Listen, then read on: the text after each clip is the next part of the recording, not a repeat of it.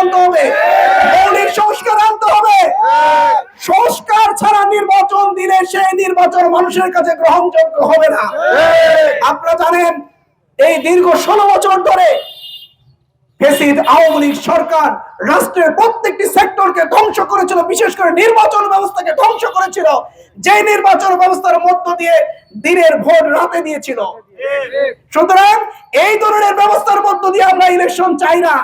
আমরা এমন একটি পরিবেশ চাই যেই পরিবেশে মানুষ স্বাধীনভাবে তাদের নেতা নির্বাচন করতে পারবে, তাদের মতামত দিয়ে তাদের নেতাকে তারা নির্বাচন করতে পারে। এই ধরনের একটি সংস্কার আমরা চাই। সংস্কার ছাড়া নির্বাচন হবে না। এদেশের মানুষ মনে করে সংস্কার চায়, যে সংস্কারের মধ্য দিয়ে একটা সুষ্ঠু নির্বাচন চায়। দ্বিতীয় যে বিষয়টি বলতে চাই, আজকে 16 বছর ধরে রাজনৈতিক দলগুলো আমরা আন্দোলন করেছিলাম। আমাদের অনেক নেতা কর্মীরা শাহাদাত বরণ করেছে, আমাদের অনেক নেতা কর্মীরা আহত হয়েছে, পঙ্গুত্ব বরণ করেছে। কিন্তু দীর্ঘ 16 বছর রাজপথে আন্দোলন সংগ্রাম করার পরেও আমরা বাংলাদেশের পরিবর্তন আনতে পারি নাই। আমরা ফ্যাসিবাদী সরকারের পতন আমরা ঘটাতে পারি নাই। একটা পর্যায়ে আল্লাহ রাব্বুল আলামিন সাহায্য করলেন।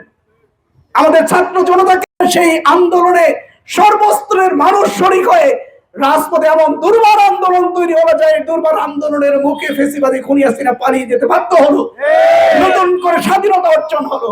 সুতরাং এই আন্দোলনের জন্য যারা জীবন দিলেন, যারা বুক চিতিয়ে লড়াই সংগ্রাম করে নিজের রক্ত ঢেলে দিয়ে এদেশের মানুষের জন্য একটি ফ্যাসিবাদ মুক্ত বাংলাদেশ উপহার দিলেন, নতুন স্বাধীনতা তারা উপহার দিলেন, এই সকল আমাদের শাহাদাত বরণকারী সেই সকল শহীদ ফ্যামিলিগুলোর আকুল আবেদন, তারা চায় যে তাদের ফ্যামিলিগুলো তাদের সন্তানদেরকে যারা হত্যা করেছিল সেই হত্যাকারীদের বিচার তারা চায়। বিচার না হওয়া পর্যন্ত নির্বাচন হলে, বিচারের আগেই যদি নির্বাচন হয়ে যায় তাহলে এই বিচার প্রক্রিয়া ব্যাহত হতে পারে। সুতরাং যাদের রক্তের বিনিময়ে এই ঈদে জামা জুতো অ্যাকসেসরিজের ডিসকাউন্ট, যাদের জীবনের বিনিময়ে আমরা একটি নতুন স্বাধীনতা পেলাম, আমরা একটা ভোটের অধিকার ফিরে পাচ্ছি, আমরা রাজনৈতিক নেতৃবৃন্দ প্রত্যেকে এক এক করে জেলখানা থেকে আমরা বের হলাম। সুতরাং সে সকল ফ্যামিলিদের আকুল আবেদন আমাদেরকে শুনতে হবে। দৃশ্যমান বিচার আমরা দেখতে চাই, আর রাষ্ট্রের আমরা মৌলিক সংস্কার আমরা দেখতে চাই। তারপরে যে নির্বাচনটা হবে এই নির্বাচনটি গ্রহণযোগ্য হবে।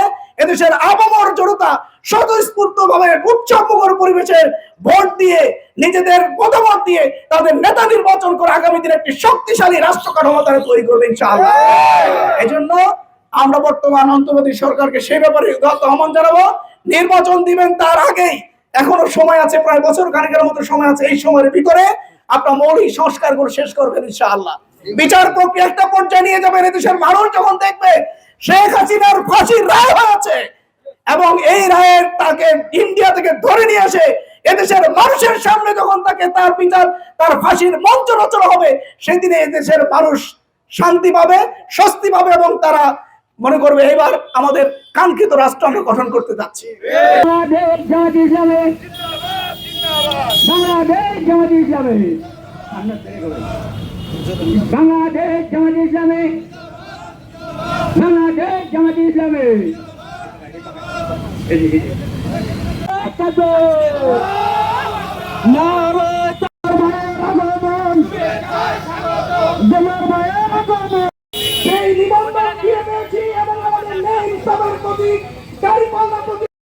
ঠাকুরগাঁও উন্নয়ন ফোরামের চেয়ারম্যান, ইসলামিক ছাত্র শিবিরের সাবেক কেন্দ্রীয় সভাপতি,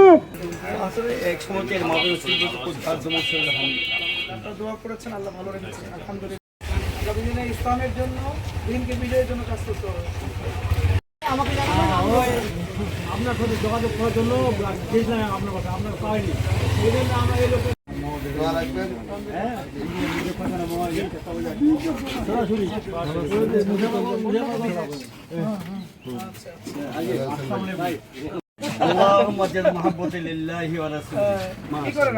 আমি রাজমিস্ত্রি, আমার ওই যে ছোট বোনের ব্যাপারে আপনার বাসায় যেতে চাইলাম। আচ্ছা, কি হয়েছিল? চাকরির জন্য ওই জন্য যাওয়ার জন্য 4 জনকে ঢুকলাম আর কি। আপনার বাসায় যাবো বলে, আমাদের বাসায় থাকানো ঢাকা